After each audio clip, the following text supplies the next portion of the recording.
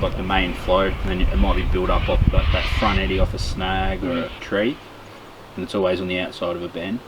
They'll sit tight in there, just waiting, and a fish in there is ready to feed. On the outside of the bend? Yeah, which will be your deeper side anyway, but they might be sitting quite shallow. And then you want to, like you talked about swinging the fly in, you might aim, like if you can get your trouty. Yeah. But you'll know you've got it good just by the way, because 2-hook fly, like we'll be throwing smaller stuff today, like with single hooks. But even a 2-hook fly like that, like a decent fish, it's more often, if they've eaten it properly, it's on the front hook. Yeah.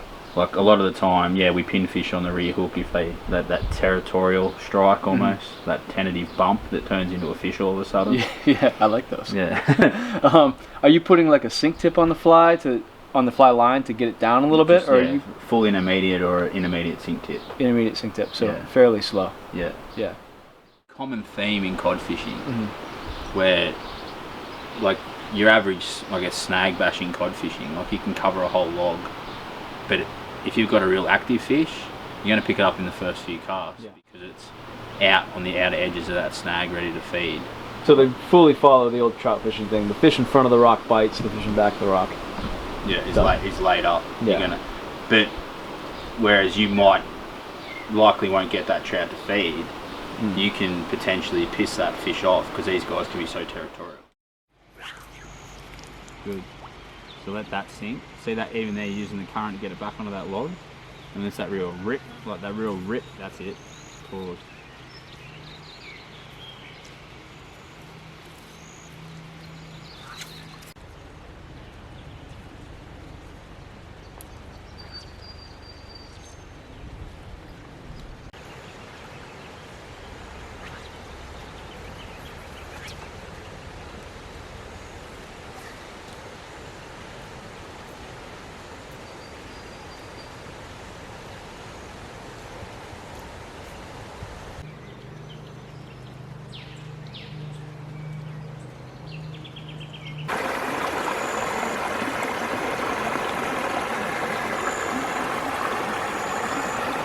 Pretty little thing. Oh, that looks good across the rod like that.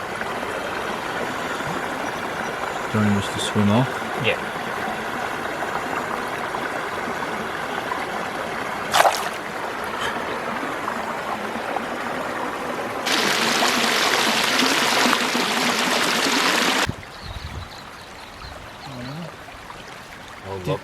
Do you lip them? Yeah, jam that in there and then just cradle his belly.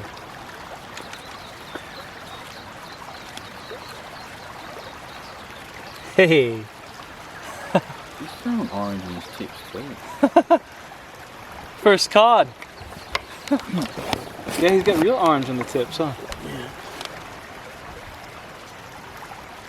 Small again like you just were. Yeah. Cool.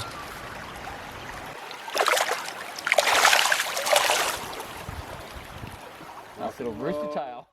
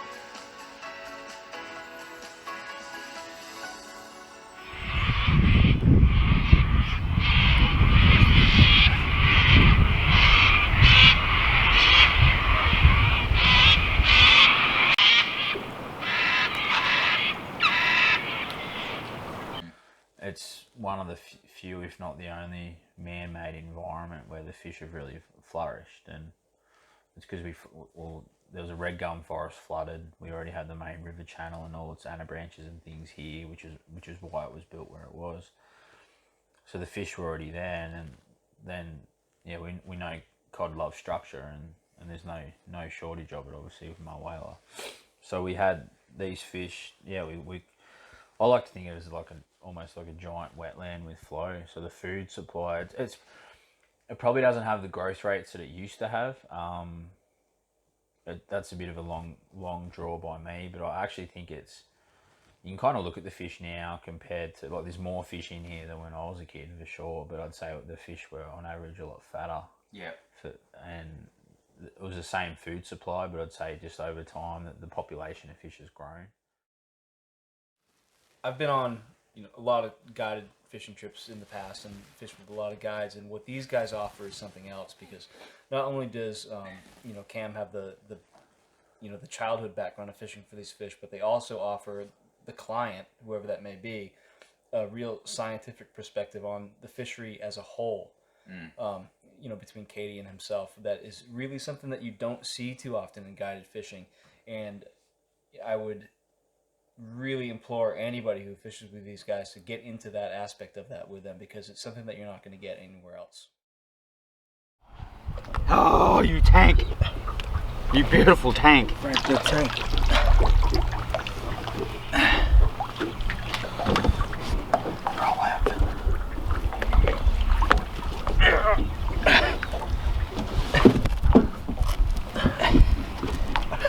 It's better.